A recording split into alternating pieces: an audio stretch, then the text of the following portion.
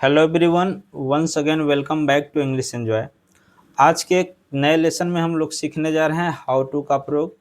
अक्सर करके हम लोग अपने डेली रूटीन में बोलते रहते हैं कि जैसे मुझे कार चलाने आता है, उसे अंग्रेजी बोलने आता है, उसे भोजन बनाने आता है। अब इस प्रकार के सेंटेंस को कैसे हम ट्रांसलेट करेंगे या फिर इस प्रकार के सेंटेंस को हम कैसे इंग्लिश में बोलेंगे, आज के इस वीडियो में हम पूरा जानेंगे स्ट्रक्चर और हर एक इसका स्ट्रक्चर क्या होता है और इसको किस तरीके से ट्रांसलेट करेंगे।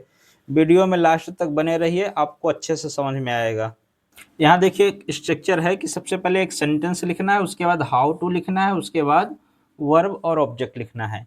ठीक, ये सेंटेंस किसी भी प्रकार का हो सकता है। अब कुछ सेंटेंस लिख करके उसको ट्रांसलेट करके आपको बता रहे हैं, तब आपको और अच्छे से समझ में आएगा। अब यहाँ देखिए एक सेंटेंस है, उसे भोजन बनाने आता है। क्या आता है? भोजन बनाने। अब इसी के पहले हाउ टू का प्रयोग करना है। उसे आता है, इसके लिए लिखेंगे ही, और नो मीन्स जानना। आना का मतलब यहाँ कम नहीं बल्कि आता है मतलब वह जानता है, तो ही नोज।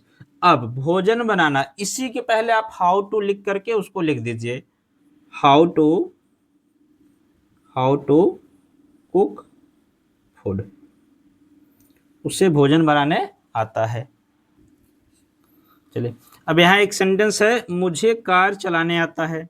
क्या आता है? कार चलाने। क्या आता है? कार चलाने। तो इसके लिए आप लिखेंगे आई। अब आने के लिए आप नो। ठीक, आई नो। अब इसी के पहले कार चलाना, इसी के पहले आप हाउ टू लगा लीजिए। हाउ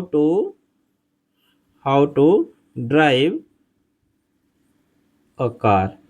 ठीक, I know how to drive a car. जब भी कोई चीज आपको ये बताना है कि मुझे आता है, मतलब कोई चीज आपको करने आता है, तो उसके लिए आपको उस कार्य के पहले, जो भी कार्य आपको आता है उसी के पहले आपको हाउ टू लगा लेना है। सबसे पहले आपका सेंटेंस होगा, उसके बाद हाउ टू, और हाउ टू के बाद जो भी आपको आता है वही चीज आगे लिख देंगे। अब इस सेंटेंस को देखिए, उसे नाचना आता है। क्या आता है? नाचना। ठीक, इसके नीचे अंडरलाइन कर लीजिए, पहले इसको बना लीजिए, उसे आता है, उसके बाद इसको हाउ टू लगा करके लास्ट में लिख दीजिए।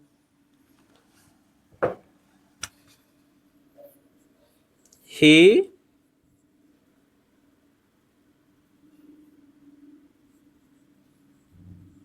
नोज। ही नोज, उसके बाद क्या लिखेंगे? How to. उसके बाद नाचना है, हाउ टू डांस भी कर सकते हैं।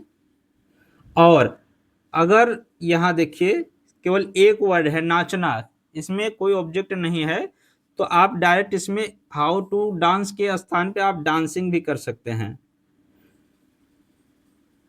ठीक, ऐसे भी कर देंगे तो भी चलेगा। ही नोच डांसिंग, उसे नाचने आता है।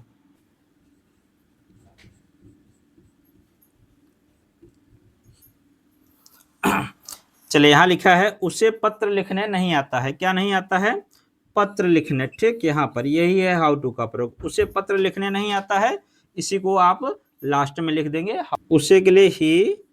ठीक, अब नहीं आता है मतलब नहीं जानता है, तो ही डज नॉट नो। ठीक, ही डज नॉट नो। अब पत्र लिखने, इससे पहले आप हाउ टू लगा लीजिए।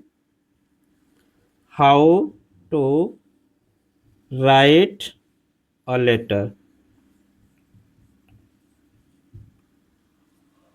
अब एक सेंटेंस आपके लिए, मुझे गीत गाना आता है। इसकी इंग्लिश क्या होगी, आप लोग कमेंट में बताने की कोशिश करें।